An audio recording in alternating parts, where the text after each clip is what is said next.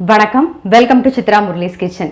இன்னைக்கு நம்ம வந்து வாழைக்காய் பொடி போட்ட கறி எப்படி பண்ணுறதுன்னு பார்க்க போகிறோம். இது வாழைக்காய் கறி, வாழைக்காய் பொரியல் எப்படி வேணாலும் சொல்லலாம். நம்ம வந்து வறுத்து அரைச்சி பொடி போடுறதுனால பொடி போட்ட கறி எப்படி பண்ணுறதுன்னு பார்க்கலாம். இங்கே பாருங்கள், நான் வந்து ஒரு 2 வாழைக்காயை வந்து இந்த மாதிரி க்யூபாக கட் பண்ணிட்டு உப்பு மஞ்சள் பொடி போட்டு வேக வச்சு ரெடியாக வச்சுட்டுருக்கேன். இப்போ வறுத்துக்கிறதுக்கு என்னென்ன வேணும்னு சொல்கிறேன். அடுப்பில் வந்து கடாய் காஞ்சின்னு இருக்கு. அதில் வந்து 1 டீஸ்பூன் வந்து கடலைப்பருப்பு, 1 டீஸ்பூன் தனியா, காரம் உங்களுக்கு தகுந்த மாதிரி போட்டுக்கோங்க. ஒரு 3 வரமிளகா சேர்த்துட்டுருக்கேன். இதை நல்லா வறுத்துப்போம்.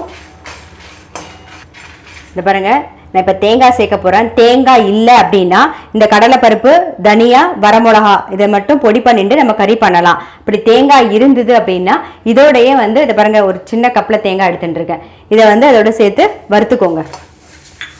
தேங்காய் ஓடையும் பண்ணலாம், தேங்காய் இல்லாமையும் பண்ணலாம். இதை பாருங்க, ரொம்ப வறுபடணும்னு அவசியம் இல்லை. லேசாக அந்த சூட்டில் ஒரு பிரட்டிட்டு அடுப்பை ஆஃப் பண்ணிடுங்க. அந்த சூட்லேயே வந்து நல்லா வறுபட்டுரும்.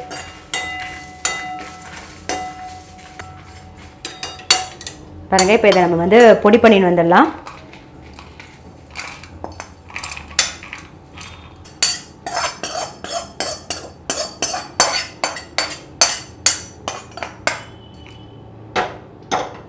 பாருங்க, வறுத்ததை வந்து பொடி பண்ணி எடுத்துட்டோம். நான் வறுத்த கடாயிலே வந்து ஒரு 2 டீஸ்பூன் வந்து எண்ணெய் விட்டுருக்கேன். எண்ணெய் வந்து காஞ்செடுத்து கடுகு, உளுத்தம்பருப்பு, கொஞ்சோண்டு ஜீரகம். நான் வந்து வாழைக்காய் வந்து வாய்வு இல்லையா, அதனால நான் வந்து பெருங்காயம், இஞ்சி 2மே சேர்த்துக்க போகிறேன். இஞ்சி ஒரு சின்ன துண்டு இஞ்சி போட்டுக்கோங்க. அப்புறம் கருவேப்பிலை, உப்பு மஞ்சள் பொடி போட்டு வேக வச்ச வாழைக்காய்.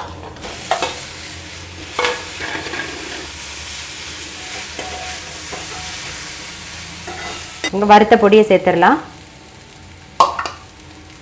இது வந்து வாழைக்காவை நீங்கள் வேக வச்சு வச்சுட்டிங்கன்னா 2 நிமிஷம். அதே மாதிரி பொடியும் வந்து நீங்கள் வறுத்து வச்சிடலாம். தேங்காயை தவிர மிச்சதெல்லாம் வறுத்து ரெடி பண்ணி வச்சுட்டிங்கன்னா சீக்கிரமாக நிமிஷமாக ஆகிடும். இதுக்கு மட்டும் கிடையாதுங்க, இது வந்து கத்திரிக்காய்க்கும் போடலாம், கோவக்காய், எந்த காய்க்கு வேணாலும் இது போடலாம். இந்த பொடி வந்து நம்ம யூஸ் பண்ணலாம். ஸோ நம்மளுடைய பொடி போட்ட வாழைக்காய் கறி வந்து ரெடி ஆகிடுது.